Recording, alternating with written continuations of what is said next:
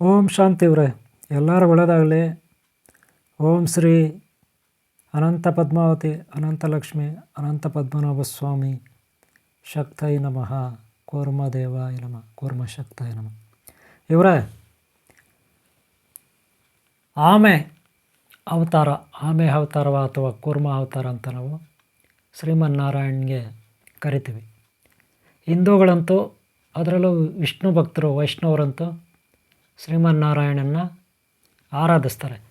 ಹಾಗೆ ಶೈವರು ಕೂಡ, ಅಂದರೆ ಲಿಂಗಾಯತರವರೆಲ್ಲ ಇರ್ತಾರಲ್ಲ, ಅವರಲ್ಲೂ ಕೆಲವು ಪಂಗಡದವರು ಶ್ರೀಮನ್ನಾರಾಯಣನ ಆರಾಧಿಸ್ತಾರೆ. ಶ್ರೀ ಗವಿ ರಂಗನಾಥ ಸ್ವಾಮಿ, ಶ್ರೀ ಗವಿ ರಂಗಾಪುರ, ಹೊಸದುರ್ಗ ತಾಲೂಕಿನಲ್ಲಿ ಇದೆ ಕ್ಷೇತ್ರ.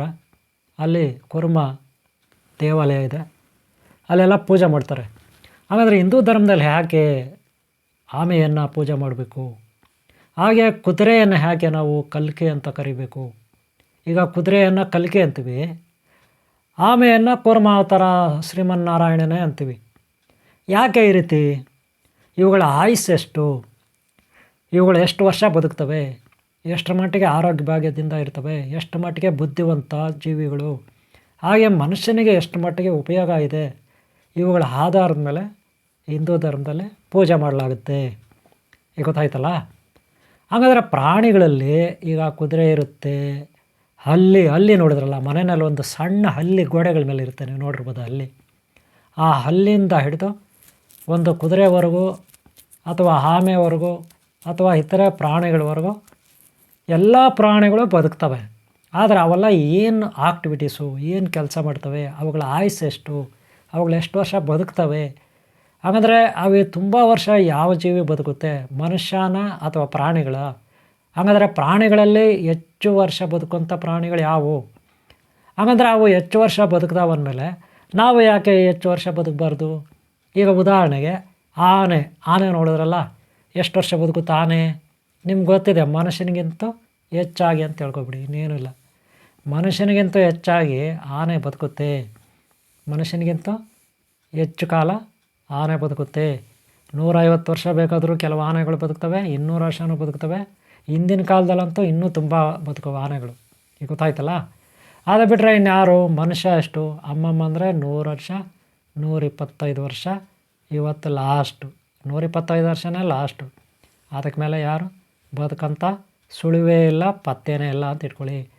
ಹಾಗಾದ್ರೆ ಆಮೆಗಳು ಎಷ್ಟು ವರ್ಷ ಬದುಕ್ತವೆ? ಅಯ್ಯೋ, ಆಮೆಗಳ ಕತೆ ಹೇಳಿದ್ರೆ ನಿಮ್ಗೆ ಆಶ್ಚರ್ಯ ಆಗುತ್ತೆ. ನೋಡ್ರಿ, ಎಲ್ಲ ಪ್ರಾಣಿಗಳಿಗಂತೂ ಹೆಚ್ಚಾಗಿ ಬದುಕೋದು ಆಮೆ. ಅದು ಬಿಟ್ಟರೆ ಆನೆ. ಇವೆರಡೂ ಬಿಟ್ಟರೆ ಇನ್ನೊಂದಿದೆ, ಅದು ಸ್ವಲ್ಪ ಇಲ್ಲಿ ನಾನು ಪಬ್ಲಿಕ್ಕಾಗಿ ಹೇಳಬಾರ್ದು. ಅದು ಬ್ರಹ್ಮಜ್ಞಾನ, ದೈವಜ್ಞಾನ. ಅದು ಹೇಳಬಾರ್ದು. ಯಾಕೆಂದರೆ ನಾನು ಇಲ್ಲಿ ಹೇಳಿದ್ರೆ ಕೆಲವರು ಅದನ್ನು ಮಿಸ್ಯೂಸ್ ಮಾಡ್ಕೊತಾರೆ. ಅದಕ್ಕೆ ಆ ಪ್ರಾಣಿ ಹೆಸರು ನಾನು ಹೇಳಲ್ಲ. ಏನಿದ್ರು ಅದ್ರ ಬಗ್ಗೆ ನೀವು ತಿಳ್ಕೊಬೇಕು ಅಂದರೆ ಅದು ಬ್ರಹ್ಮಜ್ಞಾನ ಆಗಿರುತ್ತೆ. ಆನ್ಲೈನ್ ಕ್ಲಾಸಲ್ಲೇ ನೀವು ಸೇರ್ಕೋಬೇಕು. ಆನ್ಲೈನ್ ಕ್ಲಾಸಲ್ಲೇ ಆ ಪ್ರಾಣಿ ಬಗ್ಗೆ ನಾನು ವಿವರಣೆಯನ್ನು ಕೊಡ್ತೀನಿ. ಏನೇ ಆಗಲಿ, ಈ ಪ್ರಾಣಿಗಳು ಯಾಕೆ ಹೆಚ್ಚು ವರ್ಷ ಬದುಕ್ತವೆ? ಆಮೆ ಅಲ್ಲ. ಆನೆ ಯಾಕೆ ಹೆಚ್ಚು ವರ್ಷ ಬದುಕುತ್ತೆ? ಆನೆ ಯಾಕೆ ಹೆಚ್ಚು ವರ್ಷ ಬದುಕುತ್ತೆ? ಆಮೆ ಯಾಕೆ ಹೆಚ್ಚು ವರ್ಷ ಬದುಕುತ್ತೆ ಅನ್ನೋದಕ್ಕೆ ನಾನು ನಿಮಗೆ ಮಾಹಿತಿ ಕೊಡ್ತೀನಿ.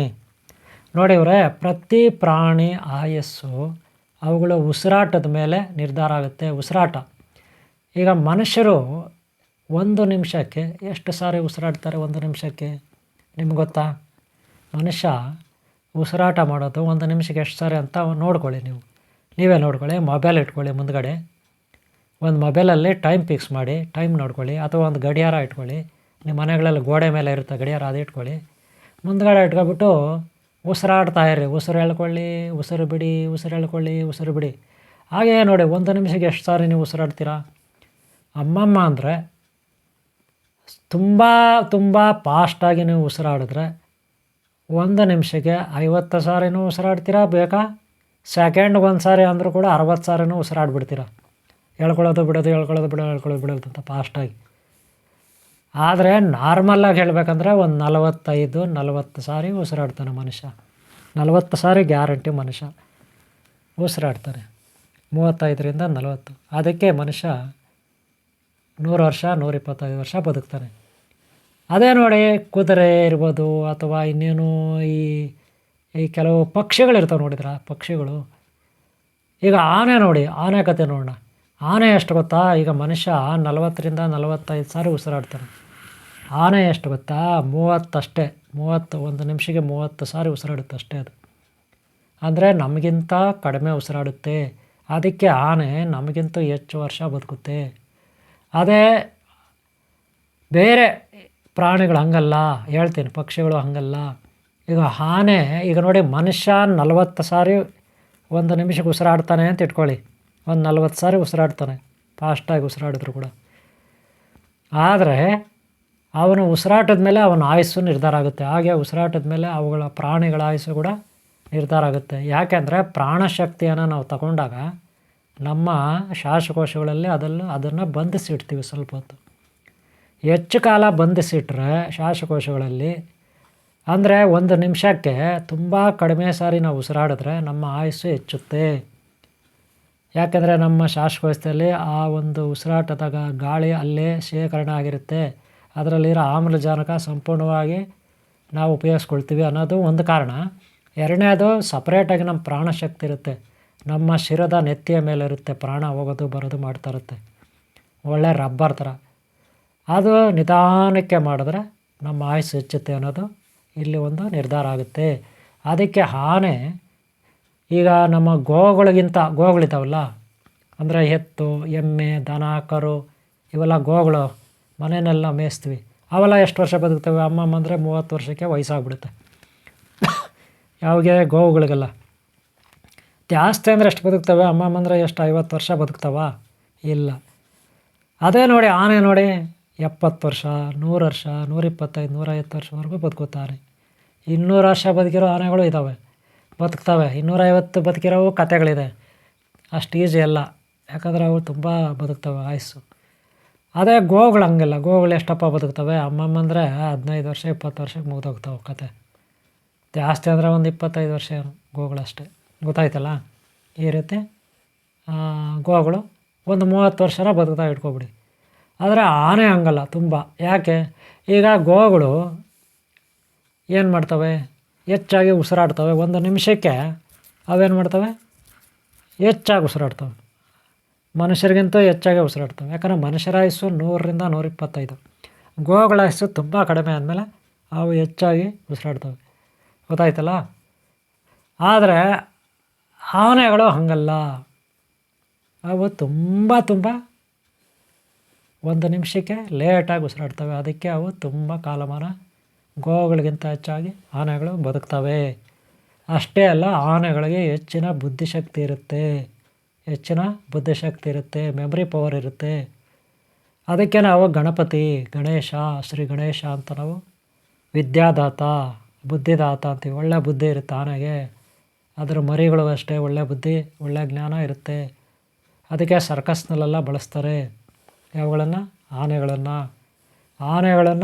ನೋಡಿದ್ರೇ ಎಲ್ಲರೂ ಮಕ್ಕಳಿಂದ ದೊಡ್ಡವ್ರವ್ರಿಗೂ ಇಷ್ಟಪಡ್ತಾರೆ, ಚಿಕ್ಕವರಿಂದ ದೊಡ್ಡವ್ರವ್ರಿಗೂ ಅಲ್ವಾ? ಅದಕ್ಕೆ ಅದರ ಆಯುಸ್ಸು ಜಾಸ್ತಿ. ಇನ್ನು ನಮ್ಮ ವರಾಹಸ್ವಾಮಿ ಹಂದಿ ಏನು ಮಾಡ್ತಾರೆ? ಇವ್ರಿಗೆ ಎಷ್ಟು ಆಯುಸ್ಸು ನಿಮ್ಗೆ ಗೊತ್ತಿದೆಯಾ? ಭಾಳ ಕಡಿಮೆ. ಇನ್ನು ನಮ್ಮ ದನಕರುಗಳಿಗಿಂತ ಕಡಿಮೆ.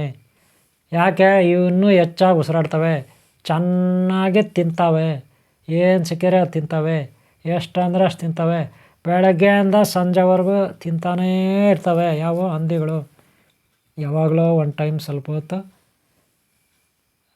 ತಿಂದೇ ಇರ್ಬೋದೇನೋ. ಆದರೆ ನಿದ್ರೆ ಹೆಂಗೆ ಮಾಡ್ತಾವೆ ಗೊತ್ತಾ? ಅವು ಅಪ್ಪ ಗೊರಕೆ ಹೊಡೆದು ನಿದ್ದೆ ಮಾಡ್ತವೆ. ಯಾವುವು?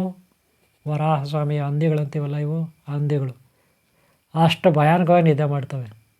ಗೊತ್ತಾಯ್ತಲ್ವ? ಚೆನ್ನಾಗಿ ತಿಂತವೆ, ಚೆನ್ನಾಗಿ ನಿದ್ದೆ ಮಾಡ್ತವೆ, ಮೈ ಮಾತ್ರ ಬೆಳೆಸಿರ್ತವೆ. ಅದಕ್ಕೆ ಬೇಗನೆ ಅವು ಆಯುಸ್ ಮುಗಿದೋಗುತ್ತೆ. ಇನ್ನು ಕುರಿಗಳು ನೋಡಿದ್ರಲ್ಲ, ಅವುಗಳು ಇನ್ನೂ ಕಡಿಮೆ ಆಯುಸ್ಸು. ಕುರಿಗಳದ್ದು ಎಷ್ಟು ಕಡಿಮೆ? ಭಾಳ ಕಡಿಮೆ. ಕುರಿಗಳು ಅಷ್ಟೇ ಚೆನ್ನಾಗಿ ಮೆಕ್ತವೆ. ಏನು ಮೆಕ್ತವೆ? ಹುಲ್ಲು, ಸೊಪ್ಪು, ಬೂಸ, ಅದು ಇದು ಕುರಿಗಳು ತಿಂತವೆ. ಅವು ತಿಂತಾನೇ ಇರ್ತವೆ ಕುರಿಗಳು. ಏನಿದ್ರೆ ಅವುಗಳು ಹೊಟ್ಟೆ ಜಾಸ್ತಿ ಇರುತ್ತೆ, ದಪ್ಪ ಇರುತ್ತೆ. ಕೈ ಕಾಲು ಸಣ್ಣಣ್ಣ ಅಂತಾರಲ್ಲ, ಹಾಗೆ ಕೈ ಕಾಲು ಸಣ್ಣ ಇರುತ್ತೆ. ತಲೆನೂ ಭಾಳ ಕಡಿಮೆ ಚಿಕ್ಕದಾಗಿರುತ್ತೆ ಕುರಿಗಳಿಗೆ. ಬಾಲ ಅಂತೂ ಕಡಿಮೆನೇ ಇರುತ್ತೆ. ಆದರೆ ಚೆನ್ನಾಗಿ ತಿಂತಾನೆ ಇರ್ತವೆ ಹೊಟ್ಟೆ, ಅದಕ್ಕೆ ದೊಡ್ಡದು. ಅವು ಅಷ್ಟೇ ಆಯುಸ್ಸು ಭಾಳ ಭಾಳ ಕಡಿಮೆ. ಯಾಕೆ ಆಯುಸ್ಸು ಕಡಿಮೆ ಆಗುತ್ತೆ ನೀವು ಹೇಳಿ? ಅವುಗಳ ಉಸಿರಾಟ ಯಾವ ಪ್ರಮಾಣದಲ್ಲಿರ್ಬೋದು ಒಂದು ನಿಮಿಷಕ್ಕೆ ನೀವು ಯೋಚನೆ ಮಾಡಿ. ಅವುಗಳ ಉಸಿರಾಟ, ಈಗ ನಿಮ್ಮ ಉಸಿರಾಟ ಒಂದು ಸಾರಿ ಚೆಕ್ ಮಾಡ್ಕೊಳ್ಳಿ. ಒಂದು ನಿಮಿಷಕ್ಕೆ ನೀವು ಎಷ್ಟು ಸಾರಿ ಉಸಿರಾಡ್ತೀರ ಚೆಕ್ ಮಾಡ್ಕೊಳ್ಳಿ. ಮನುಷ್ಯರ ಉಸಿರಾಟ ಎಷ್ಟಿರುತ್ತೆ ಚೆಕ್ ಮಾಡ್ಕೊಳ್ಳಿ. ಆದರೆ ಆ ಪ್ರಾಣಿಗಳದ್ದು, ಈಗ ಹಂದಿದು ನೋಡಿದ್ರೆ, ಈಗ ಕುರಿದು ನೋಡಿದ್ರೆ, ಹಾಗೆ ಮೇಕೆನೂ ಇರ್ಬೋದು ಅಂತ ಇಟ್ಕೊಳ್ಳಿ. ಈ ಮೇಕೆಗಳು, ಹಾಗೆ ಇನ್ನೂ ಇವೆ ನಾಯಿಗಳು, ಹೀಗೆ ಕೆಲವೆಲ್ಲ ಪ್ರಾಣಿಗಳು ಭಾಳ ಭಾಳ ಕಡಿಮೆ ಇರುತ್ತೆ. ಈಗ ಗೊತ್ತಾಯ್ತಲ್ಲ. ಆದರೆ ಆಮೆ ಹೆಂಗೆ ಗೊತ್ತಾ? ನಿಮ್ಗೆ ಹೇಳ್ತೀನಿ ನೋಡಿ. ಆಮೆ ಈ ಎಲ್ಲ ಕುರಿಗಳಿದಾವಲ್ಲ, ಕುರಿಗಳು, ನಾಯಿಗಳು, ಇವು ಎಲ್ಲಕ್ಕಿಂತ ಕಡಿಮೆ ಉಸಿರಾಡೋದು. ಒಂದು ನಿಮಿಷಕ್ಕೆ ಅಂದರೆ 15 ಸಾರಿ ಉಸಿರಾಡ್ಬೋದೇನೋ ಆಮೆ ಅಷ್ಟೇ, ಇಲ್ಲ 20 ಸಾರಿ ಉಸಿರಾಡ್ಬೋದು ಆಮೆ. ಒಂದು ನಿಮಿಷಕ್ಕೆ 15ರಿಂದ 20 ಸಾರಿ ಉಸಿರಾಡ್ಬೋದೇನೋ ಆಮೆ ಅಷ್ಟೇ. ಇನ್ನೂ ಕೆಲವು ಸಾರಿ ನೀರಿನೊಳಗಡೆ ಮುಳುಗುತ್ತೆ ಅದು. ನೀರಿನೊಳಗಡೆ ಮುಳುಗಿದ್ರೆ ನಿಮಿಷಗಳು, ಎಷ್ಟೊಂದು ನಿಮಿಷಗಳ ಕಾಲ ನೀರಿನೊಳಗಡೆ ಇರುತ್ತೆ, ಈಚೆನೇ ಬರಲ್ಲ. ಆಮೇಲೆ ಯಾವಾಗಲೋ ಬರುತ್ತೆ ಈಚೆ, ಆ ಥರ ಆಮೆ. ಅದಕ್ಕೆ ಆಮೆ ಹೆಚ್ಚು ಕಾಲ ಬದುಕುತ್ತೆ. ಮನುಷ್ಯರಿಗಿಂತ, ಆನೆಗಿಂತ, ಗೋಗಳಿಗಿಂತ, ಕುರಿ ಮೇಕೆಗಳಿಗಿಂತ, ಹಂದಿಗಳಿಗಿಂತ ಹೆಚ್ಚು ಕಾಲ ಬದುಕುವಂಥದ್ದು ಆಮೆ. 300 ವರ್ಷ, 350 ವರ್ಷ, 500 ವರ್ಷ, 600 ವರ್ಷ ಆಮೆ ಹೀಗೆ ಹೆಚ್ಚು ಕಾಲ ಬದುಕುತ್ತೆ. ಆದರೆ ಆಮೆಗಳು, ನೀವು ನೋಡ್ದಂಗೆ ಸಣ್ಣ ಪುಟ್ಟ ಆಮೆಗಳು ನೋಡಿರ್ತೀರ, ಚಿಕ್ಕ ಆಮೆಗಳು. ನಿಮ್ಗೆ ಗೊತ್ತಾ? ತುಂಬ ದೊಡ್ಡವು ಕೆಲವು ಕಡೆ ಇದ್ದಾವೆ. ಗೊತ್ತಾಯ್ತಲ್ಲ. ಇನ್ನು ಪಕ್ಷಿಗಳ ವಿಚಾರಕ್ಕೆ ಬಂದರೆ ಕೋಳಿ ತಗೊಬಿಡಿ ನೋಡಿ. ಕೋಳಿ ಮರಿ ಮೊಟ್ಟೆ ಒಳಗಿಡುವಾಗ ಉಸಿರಾಡೋದಿಲ್ಲ. ಮೊಟ್ಟೆ ಒಳಗಿರೋವಾಗ ಅದು ಉಸಿರಾಡಲ್ಲ, ಅರ್ಥ ಆಯ್ತಲ್ಲ. ಆದರೆ ಮೊಟ್ಟೆಯಿಂದ ಹೊರಗಡೆ ಬಂದ ಮೇಲೆ ಉಸಿರಾಡುತ್ತೆ. ಯಾವುದು? ಕೋಳಿ ಮರಿ. ಅದೆಷ್ಟು ಸಾರಿ ಉಸಿರಾಡುತ್ತೆ ನೀವು ನೋಡಿರ್ಬೋದು. ಕೋಳಿ ಇನ್ನೂ ಫಾಸ್ಟು, ಪಕ್ಷಿಗಳು, ಕೋಳಿಗಳು ಇವೆಲ್ಲ ಇನ್ನೂ ಫಾಸ್ಟು. ಬೇಗನೆ ಉಸಿರಾಡ್ತಿರ್ತವೆ. ಈಗ ಗೊತ್ತಾಯ್ತಲ್ಲ. ಅದಕ್ಕೆ ಅವು ಇನ್ನೂ ಆಯುಸ್ಸು ಕಡಿಮೆ. ಎಷ್ಟು ಬದುಕ್ತಾವೆ ಕೋಳಿ? ಎಷ್ಟು ವರ್ಷ ಬದುಕ್ತಾವೆ ಅಂದರೆ ನೀವು ಸಾಕ್ಕೊಂಡ್ರೆ ಒಂದು ಕೋಳಿನ, ನೀವು ಕೋಳಿನ ಸಾಕ್ಕೊಂಡ್ರೆ ಎಷ್ಟು ವರ್ಷ ಬದುಕುತ್ತೆ ನೀವು ಹೇಳಿ? ತುಂಬ ಕಡಿಮೆ ಅಲ್ವಾ? ವರ್ಷಗಳು ತುಂಬ ಕಡಿಮೆ. ಅದಕ್ಕೆ ಅವು ಆಯುಸ್ಸು ಕಡಿಮೆ. ಇನ್ನು ಈ ಪಕ್ಷಿಗಳು, ಇನ್ನೂ ಬೇರೆ ಥರ ಪಕ್ಷಿಗಳೆಲ್ಲ ಇರ್ತದೆ. ಮರ ಗಿಡಗಳಲ್ಲಿ ಪಕ್ಷಿಗಳು, ಅವು ಅಷ್ಟೇ. ಅವೇನು ತುಂಬ ವರ್ಷ ಬದುಕ್ತವೆ ಅಂತಲ್ಲ ಕೋಳಿಗಳು. ಈ ಪಕ್ಷಿಗಳು ಇವೆಲ್ಲ ತುಂಬ ಕಡಿಮೆ. ಈಗ ಗೊತ್ತಾಯ್ತಲ್ಲ. ಯಾಕೆ ಇವೆಲ್ಲ ಹೋಲಿಕೆ ಮಾಡಿದ್ರೆ ಆಮೆ ಯಾಕೆ ಈ ಪಕ್ಷಿಗಳಿಗಿಂತ, ಈ ಕೋಳಿಗಳಿಗಿಂತ, ಇನ್ನೂ ಗಿಡ ಮರಗಳಲ್ಲಿ ಪಕ್ಷಿಗಿಂತ, ಅವಾಗಿಂತ, ಆನೆಗಿಂತ, ಹಾಗೆ ದನ ಇರುತ್ತಲ್ಲ, ದನಗಳಿಗಿಂತ ಆಮೆಗೆ ಆಯುಷ್ಯ ಯಾಕೆ ಹೇಳು? ಅವು ಉಸಿರಾಟ ಕಡಿಮೆ ಆಡ್ತವೆ. ಹಾಗೆ ನೀರಿನಲ್ಲಿ ಕೂಡ ಹೆಚ್ಚಾಗಿ ಒಳಗಡೆ ಮುಳುಗಿ ಉಸಿರಾಟನ ಬಂಧಿಸ್ತವೆ. ಒಂದು ಈ ಎಲ್ಲ ಆಧಾರದ ಮೇಲೆ ಆಮೆಗಳಿಗೆ ಹೆಚ್ಚಿನ ಆಯುಸ್ಸಿರುತ್ತೆ. ಅಷ್ಟೇ ಅಲ್ಲ, ಅವು ನಿಧಾನಗತಿನಲ್ಲಿ ಓಡಾಡ್ತವೆ, ನಿಧಾನಗತಿನಲ್ಲಿ ಚಲನವಲನ ಇರುತ್ತೆ. ಅದಕ್ಕೆ ಅವು ಶಾಂತ ರೂಪವಾಗಿರ್ತವೆ, ಬಹಳ ಶಾಂತವಾಗಿರ್ತವೆ. ಆದರೆ ದೊಡ್ಡ ಆಮೆಗಳು ಬೇರೆ ದೇಶಗಳಲ್ಲಿ, ಕಾಡುಗಳಲ್ಲಿದ್ದಾವೆ. ಹವಾಯಿ ದ್ವೀಪ ಅಂತ ಕಡೆ, ಬೇರೆ ಕೊಲಂಬಿಯಾ ಅಂಥ ಕಡೆ ಎಲ್ಲ, ಅಮೇರಿಕಾ ಆ ಕಡೆ ಎಲ್ಲ ದೊಡ್ಡ ಕಾಡುಗಳಿರ್ತವೆ. ಅಲ್ಲಿ ದೊಡ್ಡ ಆಮೆಗಳಿದ್ದಾವೆ ಗೊತ್ತಾ? ಅಲ್ಲೆಲ್ಲ ಜನಗಳು ಹತ್ರ ಹೋಗೋಕ್ಕೆ ಭಯ ಬೀಳ್ತಾರೆ. ಯಾಕಂದರೆ ಅವುಗಳು ಹತ್ರ ಹೋದರೆ ಏನಾದರೂ ದಾಳಿ ಮಾಡ್ಬೋದು ನಮ್ಮ ಮೇಲೆ ಅನ್ನೋ ಭಯ ಜನಗಳಿಗೂ ಇರ್ತದೆ. ಗೊತ್ತಾಯ್ತಲ್ಲ. ಕೆಲವು ಕಡೆ ಇವು ಯಾವ ಪಾರ್ಕ್ಗಳಲ್ಲೂ ಕೂಡ, ಅವಲ್ಲಿ ಬೇರೆ ದೇಶಗಳಲ್ಲಿ ಪಾರ್ಕ್ಗಳಲ್ಲೂ ಕೂಡ ಆಮೆಗಳನ್ನ ತಂದಿಟ್ಟಿರ್ತಾರೆ. ಈಗ ಗೊತ್ತಾಯ್ತಲ್ಲ. ಅವುಗಳ ಆಯುಸ್ಸು ತುಂಬ ಹೆಚ್ಚಿಗಿರುತ್ತೆ. ಇನ್ನು ನಮ್ಮ ಕೋಳಿಗಳು, ಪಕ್ಷಿಗಳು ಇವೆಲ್ಲ ಆಯುಸ್ಸು ಭಾಳ ಕಡಿಮೆನೇ ಇರುತ್ತೆ. ಈಗ ಗೊತ್ತಾಯ್ತಲ್ಲ. ಆಮೆಗಳು ಅಷ್ಟು ಆಯುಸ್ಸು, ಅಷ್ಟು ಅವುಗಳ ಮೇಲೆ ಚಿಪ್ಪಿರುತ್ತೆ, ಅದು ಗಟ್ಟಿಯಾಗಿರುತ್ತೆ. ಅದಕ್ಕೆ ಹಿಂದೂ ಧರ್ಮದಲ್ಲಿ ಆಮೆಗೆ ಮಹತ್ವದ ಒಂದು ಸ್ಥಾನಮಾನ ಇರುತ್ತೆ. ಆಮೆಗೆ ಹಿಂದೂ ಧರ್ಮದಲ್ಲಿ ಯಾಕೆ ಒಂದು ಸ್ಥಾನಮಾನ ಇರುತ್ತೆ ಅಂದರೆ ಅದರ ಆಯುಸ್ಸು ಹೆಚ್ಚಾಗಿರುತ್ತೆ. ಅಷ್ಟೇ ಅಲ್ಲ, ಭಾಳ ಶಾಂತ ಸ್ವಭಾವ ಇರುತ್ತೆ. ಅಷ್ಟೇ ಅಲ್ಲ, ಬಹಳ ಅದಕ್ಕೆ ಆಯುಸ್ಸು ಹೆಚ್ಚಕ್ಕೆ ಕಾರಣ ಏನು? ಅದರ ಆಯುಸ್ಸು ಹೆಚ್ಚಕ್ಕೆ ಕಾರಣ ಉಸಿರಾಟ. ಅದೇ ಮನುಷ್ಯ ನೋಡ್ರಿ, ಹೆಂಗೋ ಒದ್ದಾಡ್ತಾನೆ, ಏನೇನೋ ಮಾಡ್ತಾನೆ, ಹೆಂಗೋ ತಿರುಗಾಡ್ತಾನೆ, ಹೆಂಗೋ ಓಡಾಡ್ತಾನೆ. ಒಳ್ಳೆ ಮಂಗನ ಥರ ಆಲೋಚನೆ ಮಾಡ್ತಿರ್ತಾನೆ, ಮಂಗನ ಥರ ವಿಕೃತವಾಗಿರ್ತಾನೆ ಮನುಷ್ಯ. ಆದರೂ ಕೆಲವರು ಶಾಂತವಾಗಿರ್ತಾರೆ ಮನುಷ್ಯರು, ಎಲ್ಲ ಮನುಷ್ಯರಲ್ಲ.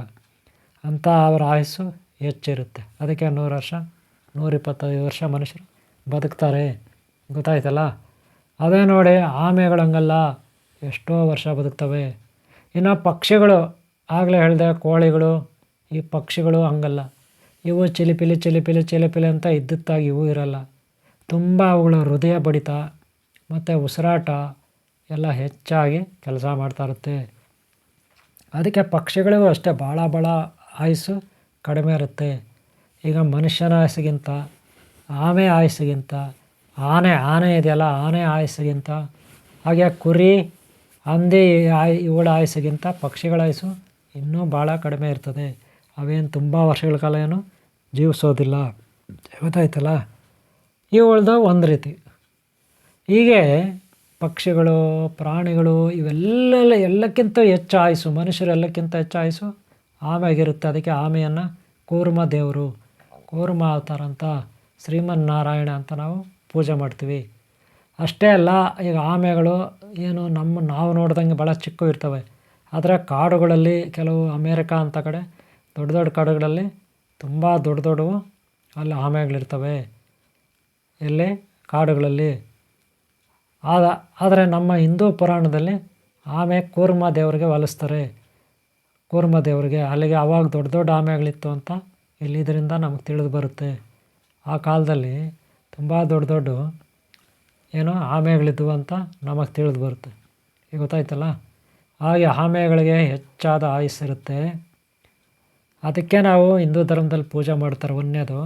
ಎರಡನೇದು, ಅವುಗಳು ಬಹಳ ಆಲೋಚನೆ ಮಾಡೋಂಥ ಶಕ್ತಿ ಅವಿಗೆ ಬಹಳ. ಈಗ ಭೂಕಂಪ, ಸುನಾಮಿ ಏನಾದರೂ ಬೇರೆ ಥರ ಆದರೆ ಅವಾಗ ಆಮೆಗಳಿಗೆ ಮೊದಲೇ ಗೊತ್ತಾಗುತ್ತಂತೆ. ಗೊತ್ತಾಯ್ತಲ್ಲ? ಇದು ಒಂದಿದೆ. ಒಳ್ಳೆ ಸೆನ್ಸಿಟಿವ್ ಮೈಂಡ್ ಕೂಡ ಆಗಿದೆ. ಹಾಗೆ ಅವು ಹೆಚ್ಚಿನ ಕಾಲ ಬದುಕ್ತವೆ. ಗೊತ್ತಾಗಿದೆ ಅಷ್ಟಲ್ಲ? ಅದಕ್ಕೆ ನಾವು ಆಮೆಗಳನ್ನು ಪೂಜೆ ಮಾಡಿದ್ರೆ ಏನು ಉಪಯೋಗ ಆಗುತ್ತೆ? ನಮಗೆ ಆಯುಸ್ಸು ಹೆಚ್ಚುತ್ತೆ, ಆರೋಗ್ಯ ಲಭಿಸುತ್ತೆ. ಆರೋಗ್ಯ ಲಭಿಸಿದ್ರೆ ಏನು ಬರುತ್ತೆ? ಆಯುಸ್ಸು ಹೆಚ್ಚುತ್ತೆ. ಹಾಗೆ ನಿಧಾನಗತಿಯಲ್ಲಿ ನಾವು ಓಡಾಡಿದ್ರೆ, ಆಲೋಚನೆ ಮಾಡಿದ್ರೆ ನಮ್ಮ ಆಲೋಚನೆಗಳು ಕರೆಕ್ಟಾಗಿರ್ತವೆ. ನಾವು ಮಾಡೋ ಕೆಲಸ ಪ್ರತಿಯೊಂದು ಸಕ್ಸಸ್ ಆಗುತ್ತೆ ಅನ್ನೋದು ಇದರಿಂದ ನಮಗೆ ತಿಳಿದು ಬರುತ್ತೆ. ಅದೇ ನಾವು ಪಕ್ಷಿಗಳ ಥರ ಚಿಕ್ಕಾಪಟ್ಟೆ ಅವು ಕಿರ್ಚಾಡೋದು, ಅರ್ಚಾಡೋದು ಹಿಂಗೆಲ್ಲ ಮಾಡ್ತಾವಲ್ಲ ಪಕ್ಷಿಗಳು, ಆ ಥರ ನಾವು ಜೀವನ ಮಾಡಬಾರ್ದು. ಹಾಗೆ ಮಾಡಿದ್ರೆ ಏನು ಅನ್ಸ್ಕೊಳ್ತೀವಿ ಗೊತ್ತಲ್ಲ? ಬುದ್ಧಿ ಇಲ್ದಿರೋ ಕತ್ತೆ ಕತ್ತೆ ಅಂತ ಕೆಲವರು ಬೈತಾರೆ. ಯಾಕೆ ಕತ್ತೆ ಅಂತ ಬೈತಾರೆ? ಯಾಕೆ ಕತ್ತೆ ಅಂತ ಉಗಿಸ್ಕೊಳ್ತೀವಿ ಅಂದರೆ, ಈಗ ಕತ್ತೆಗಳು ನೋಡಿ, ಕುದುರೆಗಳು ನೋಡಿ, ಕುದುರೆಗಳನ್ನ ಎಲ್ಲರೂ ಇಷ್ಟಪಡ್ತಾರೆ. ಕತ್ತೆಗಳಿಗೆ ಯಾಕೆ? ಕತ್ತೆಗಳು ಕಷ್ಟಪಟ್ಟು ದುಡಿತವೆ. ಕತ್ತೆಗಳು ಕಷ್ಟಪಟ್ಟು ದುಡಿತವೆ. ಆದರೆ ಏನು ಪ್ರಯೋಜನ? ಬಯಸ್ಕೊಳ್ತವೆ. ಯಾಕಂದರೆ ಅವು ಪೇಪರ್ ತಿಂತವೆ, ಏನೇನೋ ಹರಿದೋಗಿರೋ ಬಟ್ಟೆಗಳು ಸಿಕ್ಕಿರೋ ಅವು ತಿಂತವೆ, ಏನೇನೋ ಸಿಕ್ಕಲೆ ತಿಂತಾ ಇರ್ತವೆ, ಹೊಟ್ಟೆ ತುಂಬಿಸ್ಕೊಳ್ತಾ ಇರ್ತವೆ. ಏನೇನೋ ಸಿಕ್ಕಲೆ ತಿಂತಾವೆ, ಹೊಟ್ಟೆ ತುಂಬಿಸ್ಕೊಳ್ತವೆ. ಮತ್ತು ಅವು ಕಿರ್ಚಿದ್ರೆ ಭಾಳ ಭಯಾನಕವಾಗಿ ಕಿರ್ಚ್ತವೆ. ಹೀಗಾಗಿ ಕತ್ತೆ ಕತ್ತೆ ಅಂತ ಬೈಯೋದು. ಅವಿಗೆ ಸ್ವಲ್ಪನೂ ಬುದ್ಧಿ ಇಲ್ಲ ಅಂತಾರೆ.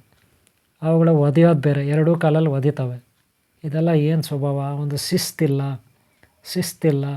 ಎರಡೂ ಕಾಲಲ್ಲಿ ಒದಿತವೆ, ಯಾವಾಗಲೂ ತಿಂತಿರ್ತವೆ, ಮೂಟೆಗಳನ್ನ ಹೊರಿತವೆ ಅಂತ ಜನ ಅವುಗಳನ್ನು ಗೇಲಿ ಮಾಡ್ತಾರೆ ಕೆಲವರು. ಅದಕ್ಕೆ ಕತ್ತೆ ಕತ್ತೆ ಅಂತ ಬಾಯ್ತಾರೆ. ಅವುಗಳ ಆಯುಸ್ಸೆಷ್ಟು? ಕುದುರೆ ಆಯುಸ್ಸೆಷ್ಟು? ಆನೆ ಆಯುಸ್ಸೆಷ್ಟು? ಆಮೆಗಳ ಆಯುಸ್ಸೆಷ್ಟು? ಪ್ರಾಣಿ ಪಕ್ಷಿಗಳ ಆಯುಸ್ಸೆಷ್ಟು ಅಂತ ನಿಮಗೆ ಆಲ್ರೆಡಿ ಇವಾಗ ಐಡಿಯಾ ಬಂದಿದೆ. ಹಾಗಾದರೆ ಆಮೆನ ಯಾಕೆ ಪೂಜೆ ಮಾಡ್ತೀವಿ? ಕತ್ತೆನೂ ಪೂಜೆ ಮಾಡ್ತೀವಿ, ಕುದುರೆನೂ ಪೂಜೆ ಮಾಡ್ತೀವಿ. ಯಾಕೆ? ಕುದುರೆನ ಕಲ್ಕಿ ಅಂತ ಕರಿತೀವಿ, ಕತ್ತೆನ ಜ್ಯೇಷ್ಠ ಲಕ್ಷ್ಮಿ ಅಂತ ಕರಿತೀವಿ, ಅಂದರೆ ದಾರಿದ್ರ್ಯ ಲಕ್ಷ್ಮಿ ಅಂತ ಕರಿತೀವಿ. ಆಮೆನ ಅದೃಷ್ಟ ದೇವರು, ಶ್ರೀಮನ್ನಾರಾಯಣ ಅಂತ ಕರಿತೀವಿ. ಯಾಕೆ ಕರಿತೀವಿ? ಈಗ ನಾನು ಹೇಳಿದ್ನಲ್ಲ, ಅದೇ ಕಾರಣ. ಆಯುಸ್ಸು, ಆರೋಗ್ಯ, ತಾಳ್ಮೆಗೆ ಸಂಕೇತ ಭಾಳ ನಿಧಾನಗತಿ ಆಮೆ, ತಾಳ್ಮೆಗೆ. ಹಾಗೆ ಶಿಸ್ತು ಕೂಡ ಇರುತ್ತೆ ಆಮೆ, ಭಾಳ ಶಿಸ್ತಿರುತ್ತೆ ಆಮೆ. ಗೊತ್ತಾಯ್ತಲ್ಲ? ಹೆಚ್ಚು ಕಾಲ ಬದುಕುತ್ತೆ. ಇನ್ನು ಮನುಷ್ಯ ತಾಯಿ ಗರ್ಭದಲ್ಲಿರುವಾಗ ಉಸಿರಾಡೋದಿಲ್ಲ, ಅದೇ ಹೊರಗಡೆ ಬಂದರೆ ಉಸಿರಾಡ್ತಾನೆ. ಇದು ಮನುಷ್ಯ ಸ್ವಭಾವ. ತಾಯಿ ಗರ್ಭದಲ್ಲಿ ಯಾಕೆ ಉಸಿರಾಡಲ್ಲ? ತಾಯಿಯಿಂದ ಮಗುವಿಗೆ ಆಮ್ಲಜನಕ ಬರುತ್ತೆ. ಒಕ್ಕಳ ಹತ್ರ ಒಕ್ಕಳ ಬಳ್ಳಿ ಇರುತ್ತೆ, ತಾಯಿ ಗರ್ಭಕ್ಕೆ ಅಟ್ಯಾಚ್ ಆಗಿರುತ್ತೆ. ಅದಕ್ಕೆ ಅದು ಉಸಿರಾಡಲ್ಲ, ಯಾಕಂದರೆ ತಾಯಿ ಉಸಿರಾಡ್ತಿರ್ತಾರೆ. ತಾಯಿ ರಕ್ತ ಪ್ಯೂರಿಫಿಕೇಷನ್ ಆಗ್ತಿರುತ್ತೆ. ಅದೇ ರಕ್ತ ಮಗುವಿನಲ್ಲೂ ಸಂಚರಿಸ್ತಾ ಇರುತ್ತೆ. ಮಗುವಿನಲ್ಲೂ ಅದೇ ರಕ್ತ ಸಂಚರಿಸ್ತಾ, ಅದಕ್ಕೆ ಮಗುವಿಗೆ ಆಮ್ಲಜನಕದ ಅವಶ್ಯಕತೆ ಇರಲ್ಲ. ಹಾಗೆ ಮಗುವಿನ ಸುತ್ತಲೂ ಕೆಲವೊಂದು ಕೆಮಿಕಲ್, ಬಯೋಕೆಮಿಸ್ಟ್ರಿ ಅಂತೀವಿ, ರಾಸಾಯನಿಕ ಪದಾರ್ಥ ಇರುತ್ತೆ ಆ ನೀರಿನಲ್ಲಿ. ಗೊತ್ತಾಯ್ತಲ್ಲ? ದ್ರಾವಕ ಇರುತ್ತೆ ಮಗುವಿನ ಸುತ್ತಲೂ ಗರ್ಭಕೋಶದಲ್ಲಿ, ಅದು ರಕ್ಷಣೆ ಕೊಡ್ತಾ ಇರುತ್ತೆ. ಈಗ ಗೊತ್ತಾಯ್ತಲ್ಲ? ಹೀಗೆ ಮನುಷ್ಯ, ಆಮೆ, ಆನೆ, ಹಾಗೆ ಕುರಿ, ಹಂದಿ, ಪಕ್ಷಿಗಳು, ಇವುಗಳ ಆಯುಸ್ಸು ನೋಡಿದಾಗ ನಮಗೆ ಏನು ಅನಿಸುತ್ತೆ? ಮನುಷ್ಯನ ಆಯುಸ್ಸೇ ಯಾಕೆ 125 ವರ್ಷಕ್ಕೆ ಲಾಸ್ಟ್ ಅಂದರೆ, ಇವನು ತುಂಬ ಆಲೋಚನೆ ಮಾಡ್ತಾನೆ ಮನುಷ್ಯ. ತುಂಬ ಫಾಸ್ಟಾಗಿ ಕೆಲಸ ಕಾರ್ಯಗಳು ಮಾಡ್ತಾನೆ, ತುಂಬ ಹೆಚ್ಚಾಗಿ ಉಸಿರಾಟ ಮಾಡ್ತಾನೆ. ಒಂದು ನಿಮಿಷಕ್ಕೆ ಕನಿಷ್ಠ 35-40 ಉಸಿರಾಡ್ಬಿಡ್ತಾನೆ ಮನುಷ್ಯ, ಅಷ್ಟು ಫಾಸ್ಟಾಗಿ. ಇದರಿಂದ ಏನಾಗುತ್ತೆ? ಆಯುಸ್ ಕಡಿಮೆ ಆಗುತ್ತೆ. ಹಾಗೆ ಮನಸ್ಸು ಅಸ್ಥಿರ, ಶಾಂತ ಸ್ವಭಾವ ಇಲ್ಲ. ಅದರಿಂದ ಮನುಷ್ಯ ಆಮೆಗಳಿಗಿಂತ ಬೇಗನೆ ಸಾಯ್ತಾನೆ. ಗೊತ್ತಾಯ್ತಲ್ಲ? ಆಮೆಗಳು ಹೆಚ್ಚು ಕಾಲ ಬದುಕ್ತವೆ, ಎಲ್ಲ ಪ್ರಾಣಿಗಳಿಗಿಂತ ಹೆಚ್ಚು ಕಾಲ ಬದುಕೋದು ಆಮೆಗಳು. ಅದಕ್ಕೆ ನಾವು ಪೂಜೆ ಮಾಡ್ತೀವಿ. ಅದಕ್ಕೆ ಶ್ರೀ ಗವಿ ರಂಗನಾಥಪುರ, ಶ್ರೀ ಗವಿ ರಂಗನಾಥಪುರ, ಶ್ರೀ ಗವಿ ರಂಗಾಪುರ, ಶ್ರೀ ಗವಿ ರಂಗಾಪುರ, ಹೊಸದುರ್ಗ ತಾಲೂಕು, ಚಿತ್ರದುರ್ಗ ಜಿಲ್ಲೆ. ಅಲ್ಲಿ ಏಕೈಕ ಕರ್ನಾಟಕದ ಕೂರ್ಮ ದೇವಾಲಯ. ಗೊತ್ತಾಯ್ತಲ್ಲ? ಅಲ್ಲಿ ಹೋಗಿ ದರ್ಶನ ಮಾಡಿಕೊಂಡು ಪೂಜೆಗಳು ಮಾಡಿಕೊಂಡ್ರೆ ಒಂದು ಒಳ್ಳೆಯದಾಗುತ್ತೆ, ಆಯುಸ್ಸು ಹೆಚ್ಚುತ್ತೆ, ಆರೋಗ್ಯ ಲಭಿಸುತ್ತೆ. ಹಾಗೆ ನಮ್ಮ ಕಷ್ಟಗಳು ನಿವಾರಣೆ ಆಗುತ್ತೆ. ಹೇಗೆ ಕಷ್ಟಗಳು ನಿವಾರಣೆ ಆಗುತ್ತೆ ಅಂತ ಹಿಂದೆ ನಾನು 2 ಪಾರ್ಟ್ ಹಾಕಿದ್ದೀನಿ ಕೂರ್ಮಶಕ್ತಿ ಬಗ್ಗೆ. ಹಿಂದಿನ ಭಾಗಗಳು ನೋಡಿ, ಭಾಗ 1, 2 ಅವೆಲ್ಲ ನೋಡಿ. ಗೊತ್ತಾಯ್ತಲ್ಲ? ಕ್ಷೀರಸಾಗರ ಸುರರು ಮಾಡಿದಾಗ, ಕ್ಷೀರಸಾಗರ ಮಂತ್ರ ಮಾಡಿದಾಗ ಆಗ ಏನಾಯಿತು? ಆಮೆ ಮೇರು ಪರ್ವತವನ್ನು ತನ್ನ ಮೇಲೆ ಹೊತ್ಕೊಂಡಿದ್ದ ಕೂರ್ಮಾವತಾರ. ಹಾಗೆ ಶ್ರೀಮನ್ನಾರಾಯಣ. ಆಮೇಲೆ ದೈತ್ಯರು, ಈ ಕಡೆ ಸುರರು ಅಸುರರು ಕ್ಷೀರಸಾಗರವನ್ನು ಕಡಿದು ಅಲ್ಲಿ ಏನೇನೋ ಪಡ್ಕೊಂಡ್ರು ಅಲ್ವಾ? ಅಂದರೆ ಎಂಥ ಕಷ್ಟನ ಬಗೆಹರಿಸ್ತಾ ಕೂರ್ಮದೇವರು. ಹಾಗೆ ನಮ್ಮ ಜೀವನದಲ್ಲಿ ಕಷ್ಟಗಳು ಬಗೆಹರುತ್ತೆ ಅನ್ನೋದು ಒಂದು ನಂಬಿಕೆ. ಅದಕ್ಕೆ ಶ್ರೀ ಗವಿ ರಂಗಾಪುರದಲ್ಲಿ ಶ್ರೀ ರಂಗನಾಥ ಸ್ವಾಮಿ, ಗವಿ ರಂಗನಾಥ ಸ್ವಾಮಿ, ಅನಂತ ಪದ್ಮಾವತಿ, ಅನಂತ ಲಕ್ಷ್ಮಿ, ಅನಂತ ಪದ್ಮನಾಭ ಸ್ವಾಮಿ ಆ ರೂಪದಲ್ಲಿ ಪೂಜೆ ಮಾಡ್ತಾರೆ. ಹಾಗೆ ಅಲ್ಲಿ ಕೂರ್ಮದೇವರಿದ್ದಾರೆ, ಕೂರ್ಮದೇವರು ಅಲ್ಲಿ ನೆಲೆಸಿದ್ದಾರೆ ಅನ್ನೋದು ಒಂದು ನಂಬಿಕೆ. ಅದಕ್ಕೊಂದು ಸಣ್ಣ ಸ್ಟೋರಿ ಕೂಡ ಅಲ್ಲಿ ಇರುತ್ತೆ, ನೀವು ಈಗಾಗಲೇ ಯೂಟ್ಯೂಬ್ಗಳಲ್ಲಿ ನೋಡಿರ್ತೀರ. ಗೊತ್ತಾಯ್ತಾ? ಅಲ್ಲಿ ಒಂದು ಹುತ್ತ ಆಯ್ತಂತೆ. ಆ ಹುತ್ತದೊಳಗಡೆ ಶ್ರೀಮನ್ನಾರಾಯಣ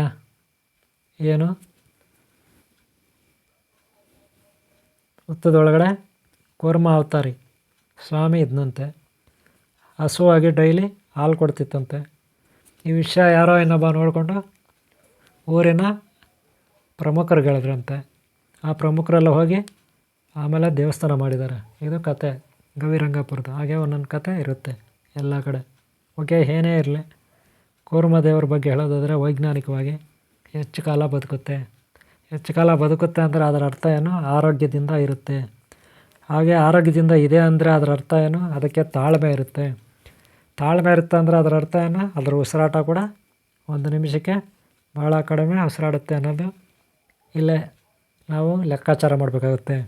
ಹಾಗೆ ಎಲ್ಲ ಪ್ರಾಣಿಗಳು ಯಾವ ರೀತಿ ಉಸಿರಾಡುತ್ತೆ, ಮನುಷ್ಯ ಯಾವ ರೀತಿ ಉಸಿರಾಡ್ತಾನೆ, ಹಾಗೆ ಇವು ಹೇಗೆ ಉಸಿರಾಡ್ತವೆ ಅನ್ನೋದು ಇಲ್ಲಿ ಕನ್ಫರ್ಮ್ ಆಗುತ್ತೆ. ಅದಕ್ಕೆ ನಾವು ಕೂರ್ಮದೇವರು ಕೂರ್ಮಶಕ್ತಿ ಅಂತ ಹಿಂದೂ ಧರ್ಮದಲ್ಲಿ ಪೂಜೆ ಮಾಡ್ತೀವಿ, ಆರಾಧಿಸ್ತೀವಿ.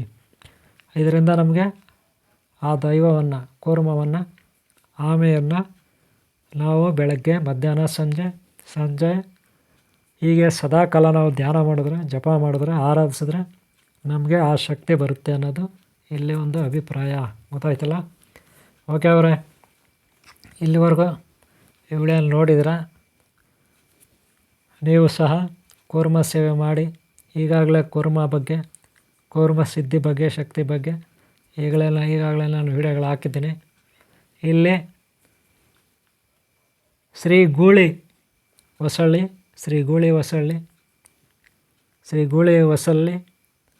ಹೊಳಲ್ಕೆರೆ ತಾಲೂಕು, ಜೋಗಳ್ಳಿ ಪಕ್ಕದಲ್ಲಿದೆ ಗೂಳಿ ಹೊಸಳ್ಳಿ.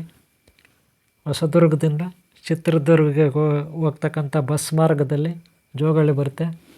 ಅಲ್ಲಿ 2 ಕಿಲೋಮೀಟ್ರ್ ದೂರದಲ್ಲೇ, ಜೋಗಳ್ಳಿಯಿಂದ 2 ಕಿಲೋಮೀಟ್ರ್ ದೂರದಲ್ಲಿ ಗೂಳಿ ಹೊಸಳ್ಳಿ ಬರುತ್ತೆ. ಇಲ್ಲಿ ಶ್ರೀನಿವಾಸ ಹಾಗೂ ಮಂಜುಳಾ ಮೋಟ್ರ್ ವೈಂಡಿಂಗ್ ಶ್ರೀನಿವಾಸ ಹಾಗೂ ಮಂಜುಳಾ ಇವ್ರ ಮನೆಯಲ್ಲಿ 15ನೇ ತಾರೀಕು ಡಿಸೆಂಬರ್ ತಿಂಗಳು 2024 ಇಲ್ಲಿ ಅವತ್ತು ಭಾನುವಾರದಂದು ದೀಕ್ಷಾ ಕಾರ್ಯಕ್ರಮ ಇದೆ. ದೀಕ್ಷಾ ಮಂತ್ರೋಪದೇಶ ಯಾರಿಗೆ? ಓಂ ಶ್ರೀ ಅಷ್ಟನಾಗ, ಓಂ ಶ್ರೀ ಅಷ್ಟರುದ್ರ, ಓಂ ಶ್ರೀ ಅಷ್ಟಭೈರವ ಸಮೇತ ಶ್ರೀ ಅನಂತ ಪದ್ಮಾವತಿ, ಅನಂತಲಕ್ಷ್ಮಿ, ಅನಂತ ಪದ್ಮನಾಭ ಸ್ವಾಮಿ ಸ್ವರೂಪ ಶ್ರೀ ಕೂರ್ಮ ಶಕ್ತಿಗೆ, ಹಾಗೆ ಕೆಲವು ಮನುಷ್ಯ ಶಿಷ್ಯರಿಗೆ ನಾನು ದೀಕ್ಷಾ ಕೊಡ್ತಾಯಿದ್ದೀನಿ. ನಾನು ಅಲ್ಲೇ ದೀಕ್ಷಾ ಕೊಡ್ತಾಯಿದ್ದೀನಿ. ಆ ದಿನ ಭಾಗಿಯಾಗೋರು ಆಗ್ಬೋದು. ಏನಾದರೂ ಕಾಣಿಕೆ, ದಾನ ಧರ್ಮ ಅಂತೀವಲ್ಲ, ಕಾಣಿಕೆ ದಕ್ಷಿಣೆ ಕೊಡೋರು ನಾನು ನಂಬರ್ ಕೊಟ್ಟಿರ್ತೀನಿ ಅವ್ರದ್ದು, ಮಂಜುಳಾ ಅವ್ರದ್ದು, ಶ್ರೀನಿವಾಸ ಅವ್ರದ್ದು. ಅವ್ರಿಗೆ ನೀವು ಸಲ್ಲಿಸ್ಬೋದು. ಈ ಒಂದು ಕೂರ್ಮ ಶಕ್ತಿ ವೈಜ್ಞಾನಿಕವಾಗಿ ನಾನು ಸ್ವಲ್ಪ ಮಾಹಿತಿಯನ್ನು ಕೊಟ್ಟಿದ್ದೀನಿ ನಿಮಗೆ. ಯಾಕೆ ಪೂಜೆ ಮಾಡ್ತೀವಿ ಹಿಂದೂ ಧರ್ಮದಲ್ಲಿ ಅಂತ ಈಗ ಗೊತ್ತಾಯ್ತಲ್ಲ. ಕೂರ್ಮ ಶಕ್ತಿಗೆ ಪೂಜೆ ಮಾಡೋದ್ರಿಂದ ಆರೋಗ್ಯ ಲಭಿಸುತ್ತೆ, ಕಷ್ಟಗಳ ನಿವಾರಣೆ ಆಗುತ್ತೆ, ಆಯುಸ್ಸು ಹೆಚ್ಚುತ್ತೆ ಅನ್ನೋದು ಇಲ್ಲಿ ಸಾರಾಂಶ, ಸತ್ಯಾಂಶ.